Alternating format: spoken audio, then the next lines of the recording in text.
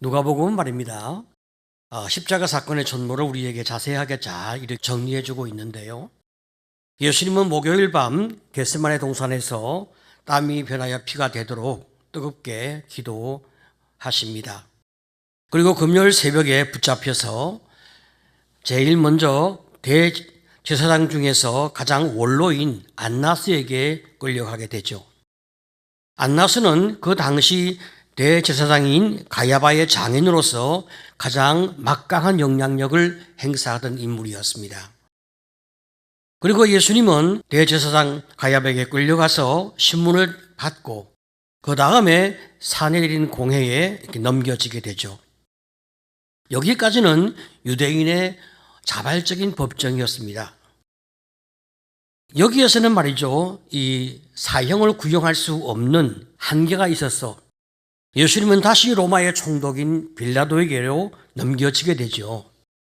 누가복음 23장 1절 이하를 보게 되어지면 무리가 다 일어나 예수를 빌라도에게 끌고 가서 고발하여 이르되 우리가 이 사람을 보매 우리 백성을 미혹하고 가이사에게 세금을 바치는 것을 금하며 자칭 왕 그리스도라 하더이다 하니.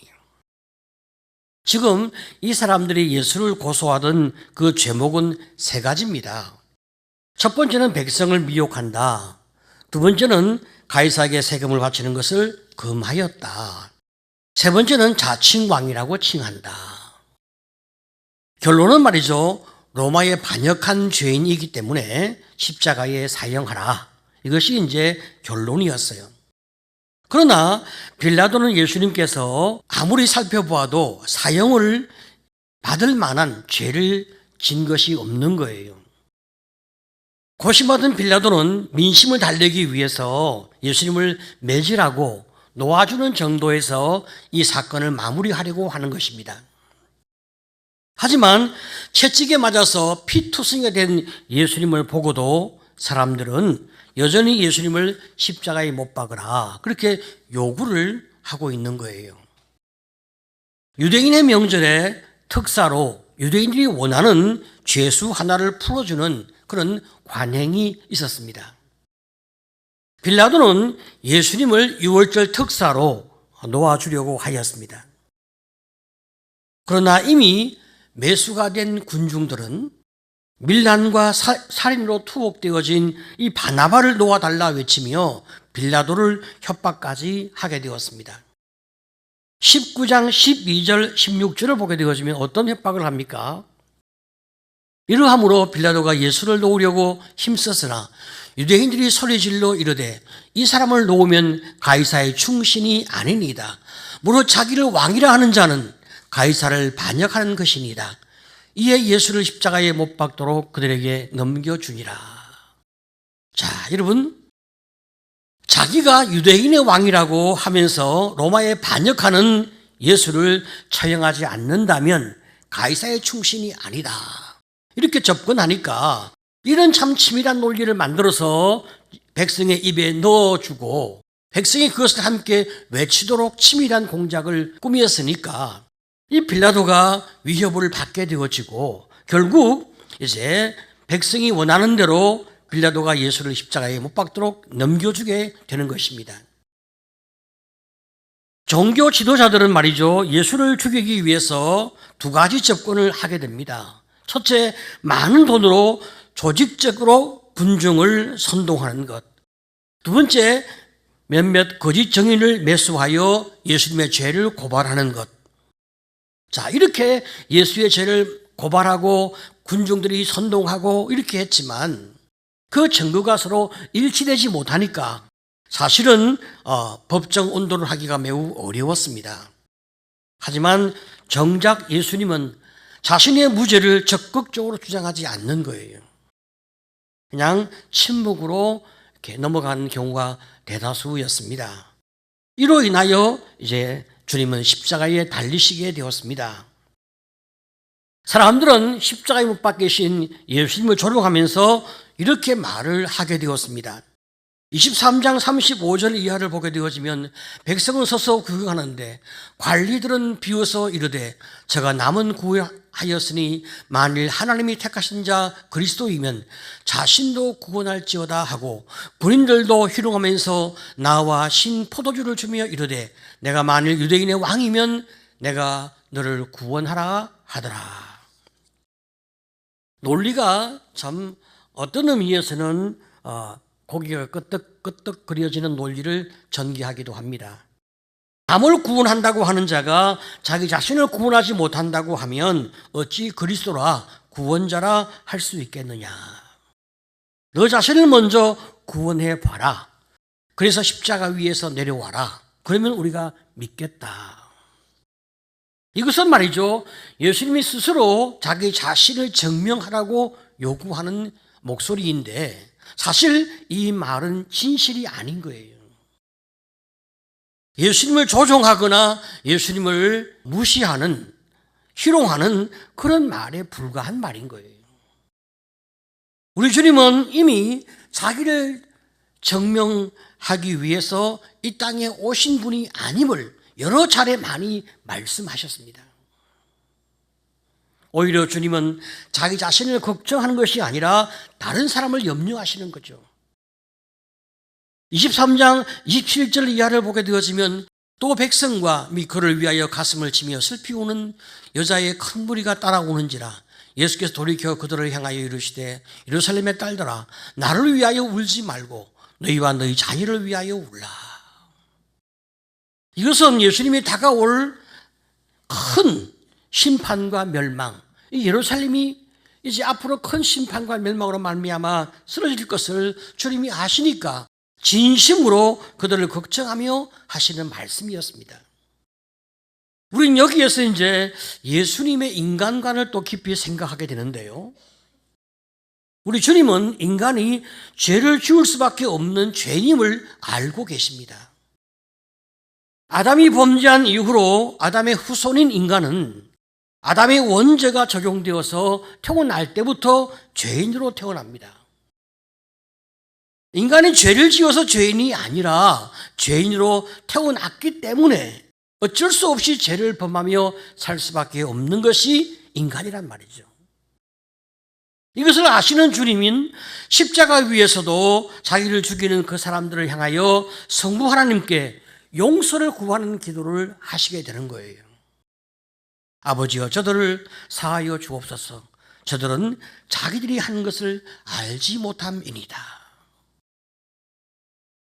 어떻게 이런 기도를 할 수 있을까? 예수님은 인간에 대한 깊은 이해와 사랑을 품고 이런 기도를 하시게 되는 거예요. 예수님 옆에서 함께 십자가에 못 박혀 있던 좌우의 강도들도 예수님의 기도를 듣고 있었습니다. 23장 33절 이하를 보게 되어지면 해골이라는 곳에 이르러 거기서 예수를 십자가에 못 박고 두 행악자도 그렇게 하니 하나는 우편에 하나는 좌편에 있더라.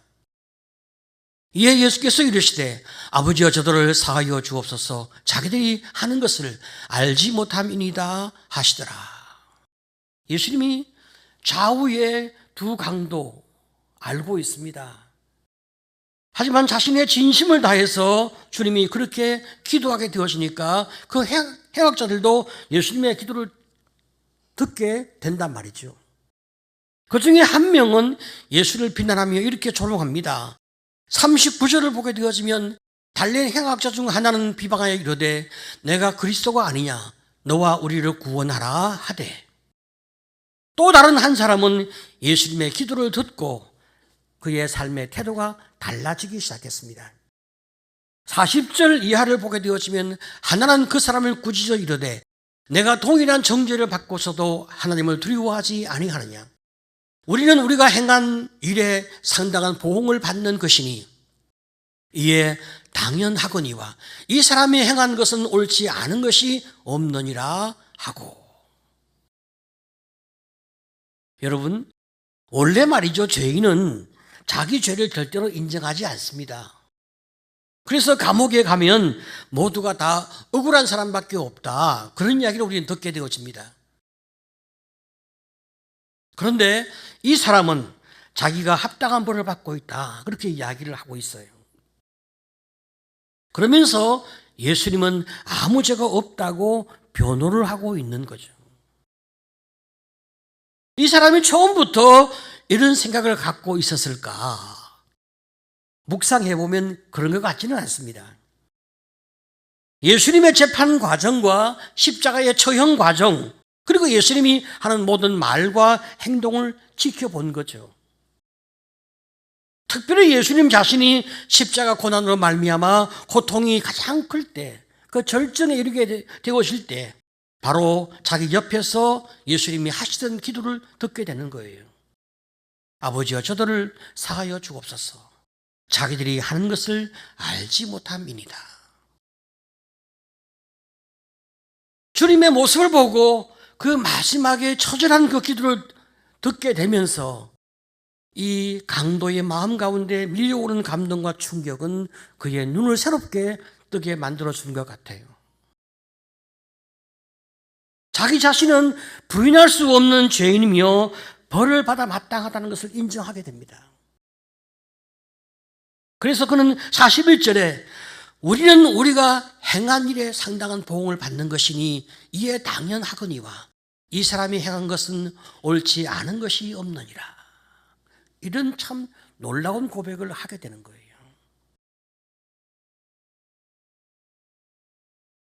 하지만 반면에 예수님이 어떤 분인가 이렇게 생각해 보게 되어지면 예수님은 행한 모든 것이 옳지 않은 것이 하나도 없다. 이렇게 이분이 이제 외치게 되는 거죠. 아니 모든 사람이 예수님을 죽일 죄인이다. 얼마나 죽일 죄인이냐. 가장 악질적인 그 죄인이 죽어야 할 그 장소 골고다에서 그 십자가에서 죽어야 한다. 그렇게 외쳤단 말이죠. 그리고 모든 사람이 그렇게 주장했단 말이죠. 그런데 같이 십자가에 달린 이 한 사람, 이 죄인만 지금 예수님의 의로움을 증거하고 있는 거예요. 어떻게 이런 놀라운 역설이 만들어질까? 우리는 참 깊은 생각들을 가지게 됩니다. 그러면서 이 사람은 예수님께 부탁을 하는 거예요. 42절을 보게 되어지면 이르되 예수여 당신의 나라에 임하실 때에 나를 기억하소서 하니. 이 강도가 말이죠, 자기를 살려달라 이런 부탁은 감히 하지 못하죠. 자신이 구원받을 만한 사람이 아닌 것은 너무나 자신도 잘 알고 있는 거죠.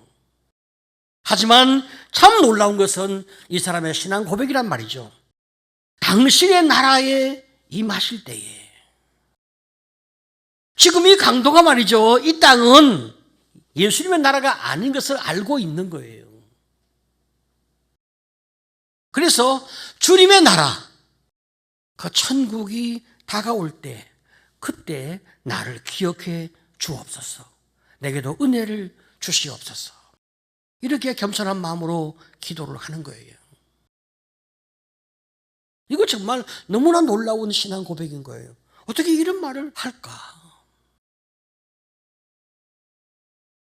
이 한편 강도의 이 뜨거운 그 고백은 주님의 마음을 움직였습니다. 주님은 신실하고 따뜻한 목소리로 그에게 분명한 대답을 해줍니다. 43절에 예수께서 이르시되 내가 진실로 내게 이르노니 오늘 내가 나와 함께 나군에 있으리라 하시니라. 아무것도 구원받을 만한 조건이 없는 이 강도, 이 행악자를 주님은 아무 조건 없이 그를 구원해 주고 계십니다. 여러분 이것이 바로 구원의 선물이요. 또 이 구원을 일으키는 믿음이 또한 선물이 아니겠습니까? 바로 이것이 복음이란 말이에요. 우리 모두가 구원받을 만한 자격을 갖고 있지는 않은 죄인들이었는데 예수 그리스도의 그 은혜, 그 선물을 받아 우리가 주님의 자녀가 되는 구원을 입었단 말이죠. 우리 자신 역시 십자가에 달려 죽어야만 했고 영원한 지옥불에 던져져야 할 죄인이었단 말이에요. 그런데 나를 대신하여 십자가에 못 박혀 죽으신 그 예수를 의지하는 믿음이 우리에게 주어졌고 우리가 그 믿음을 붙들므로 말미암아 하나님의 놀라운 은혜를 입는 자가 되었단 말이에요. 이 은혜가 십자가의 은혜가 아니겠습니까? 우리 예수님께서 십자가에 달리신 시간을 우리가 확인해 보게 되어지면 마가복음 15장 25절에 때가 제3시가 되어 십자가에 못 박으니라 그렇게 말씀하고 있어요. 여러분 유대의 시간에 6을 더하면 우리 시간이 되거든요. 그러니까 이 3 더하기 6 하면 9시죠. 오전 9시에 예수님이 십자가에 못 박혀 달리시게 되었습니다. 그 이후에 하늘의 빛을 잊어버리게 되는데 누가복음 23장 44절 이하를 보게 되어지면 때가 돼 60쯤 되어 해가 빛을 잃고 온 땅에 어둠이 임하여 제9시까지 계속하며 성소 휘장이 한가운데가 찢어지더라. 예수께서 큰 소리로 불러 이르시되 아버지 내 영혼을 아버지 손에 부탁하나이다 하고 이 말씀을 하신 후 숨지시니라. 여러분 제6시쯤 되어 했잖아요. 그죠? 6시는 우리식으로 말하면 낮 12시거든요. 그러니까 낮 12시부터 오후 3시까지 온 땅에 어둠이 임한 거예요. 그리고 오후 3시에 예수님이 운명하신 거예요. 그리고 성소 휘장이 이제 한가운데가 찢어지는데 마태복음에서는 말이죠. 27장 51절에 뭐라고 이야기합니까? 성소 휘장이 위로부터 아래까지 찢어져 둘이 되었다. 그렇게 말하죠. 이 성서 고고학자들의 연구에 의하면 휘장의 견고성은 얼마나 견고한지 말 10마리가 서로 반대 방향으로 달려간다고 해도 휘장은 찢어지지 아니할 정도로 단단하다. 그렇게 말하고 있어요. 그러니까 사람이 웬만한 방법을 동원해서는 결코 휘장을 찢을 수가 없는 거예요. 사람의 힘으로 못 찢는다 이 말이죠. 자, 그런데 휘장이 찢어진 것은 사람이 아니라 하나님께서, 성부 하나님께서 찢었는데 위로부터 아래까지. 그렇죠? 하나님께서 계신 위로부터 아래까지 찢어져 둘이 되었단 말이죠. 이 말은 성소 휘장은 지성소를 가리는 막이란 말이에요. 하나의 일종의 커튼이거든요. 성소가 있고 지성소가 있는데 그 성소와 지성소 사이에 그 사이를 가로막는 휘장이 이제 지금 하나님께서 찢어버렸단 말이죠. 이것은 무엇을 상징합니까? 지성소 안에 법궤가 있거든요. 법궤는 말이죠. 하나님의 임재의 상징이거든요. 그러니까 이 지성소에는 대제사장이 1년에 딱 한 번만 들어갈 수 있어요. 이 말은 죄인된 인간은 하나님 앞에 함부로 나갈 수 없다는 것을 보여주고 있는 거예요. 왜? 죄인은 죄를 지으니까, 인간은 죄를 지으니까 거룩하신 하나님 앞에 함부로 나갈 수가 없는 거예요. 그래서 죄 없는 이 중보의 존재가 꼭 필요했던 거죠. 예수님께서 십자가에서 자기 몸을 찢을 때 지성소를 가리는 휘장이 찢어진 거죠. 자, 그러면 이제는 예수님의 대속의 피로 말미암아 누구나 지성소인 하나님의 보좌 앞에 하나님께 담대히 나갈 수 있는 그런 은혜와 권리와 자격을 얻게 되었다. 이 말이잖아요. 자, 여러분 얼마나 놀라운 축복입니까? 이 사실에 대하여 히브리서 기자는 10장 19절에 이하에 이렇게 말씀하지 않습니까?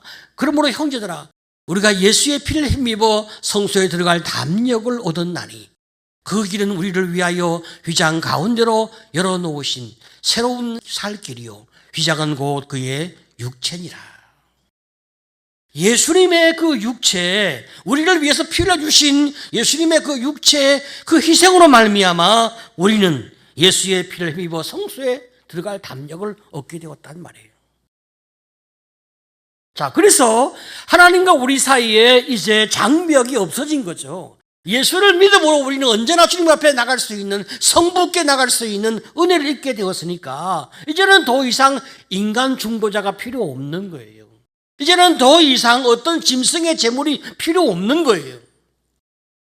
예수님이 한 번 영원한 제사로 우리를 위해서 희생하셨기 때문에 우리는 그 피로 말미암아 영원한 속죄를 입게 되었단 말이죠. 우리의 과거와 현재와 미래의 모든 죄가 다 용서되어지는 은혜를 입고 있단 말이죠. 이게 얼마나 놀라운 특권입니까? 예수님은 십자가에 못 박혀 고통스럽게 죽어가는 그 순간에도 그 곁에 있는 은혜를 구한 강도에게 용서를 선포하시는 따뜻한 사랑을 보여주고 있거든요.